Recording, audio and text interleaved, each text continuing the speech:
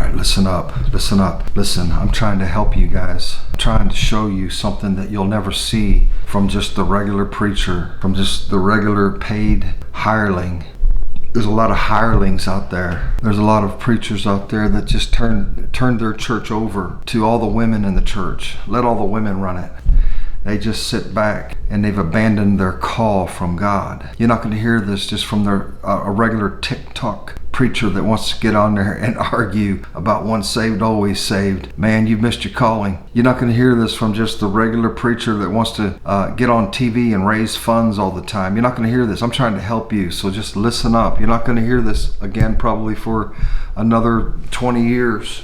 But I've been preaching to you from Habakkuk chapter 1, verses 1 through 8, taking my text from verse 8, where it talks about God releasing the evening wolves on a rebellious people, his own people. Go back and listen to the rest of this. I put out many messages leading up to this. But God uses the Chaldeans to take his judgment to his own rebellious people. And the Chaldeans were a very wicked, brutal, violent nation. And that's who he used to bring judgment on his people. When you read that verse right there, it talks about the evening wolves, the evening wolves. And that gives us the sense of that it's growing late, that midnight is coming, the night is coming, the day is far spent. Many opportunities have been passed up. You'll never get them back again. You'll never get them back again. See, what a lot of you don't realize is that God will beckon and deal, and he'll be merciful, and sometimes he'll move on. He may not come back for another 5 or 10 years and deal with you about some things. He'll leave you alone. Go read in the Old Testament where the Bible says God left Ephraim alone to his idols. He just left him to his own ways. And so the evening has come, and God has released the evening wolves. And I want to look at this in our day, in the dispensation of grace. Look at all that is behind us. Creation, the flood, the law, the 400 years of silence, the coming of the Messiah, his death, his burial, his resurrection, the 12 apostles, the giving of the canon, the sacred scriptures. All of this is behind us now. And then we have all the warnings of what's to come. And then we look around us today and we can see that we're living in the last hours of the last days.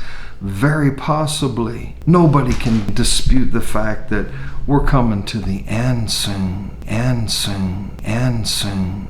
And so the evening wolves, spiritually speaking, and we're going to look at the evening wolves means to us today. We're going to look at that. So we're in the dispensation of grace right before the great tribulation, with all of its vials of wrath that's going to be poured out, and the battle of Armageddon and the Antichrist that's probably already alive on this earth. That's where we're living at right now. A one world beast government that is about to be unleashed upon us. Are you listening? It's already here. It's already knocking at the door.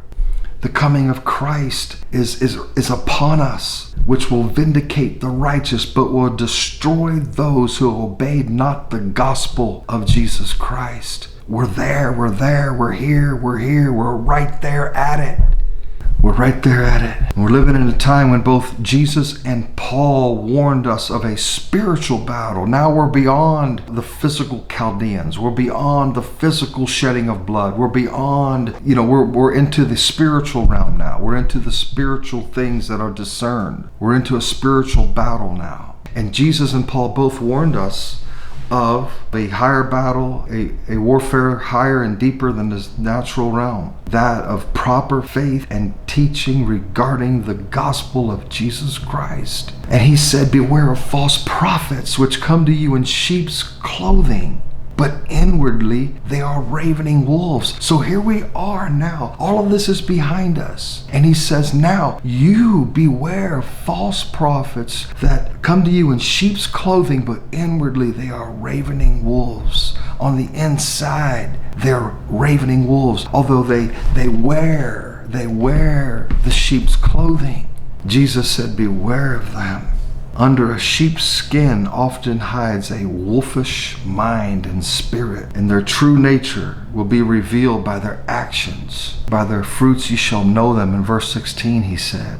So this is Matthew 7, verse 15 and 16. He said, by their fruits you shall know them. So you have to study them. You have to understand where they're coming from. What do they preach? What do they teach? Where do they live? You have to look at that and judge them by their fruits. Jesus said, beware of these false prophets. And he likened them to ravening wolves.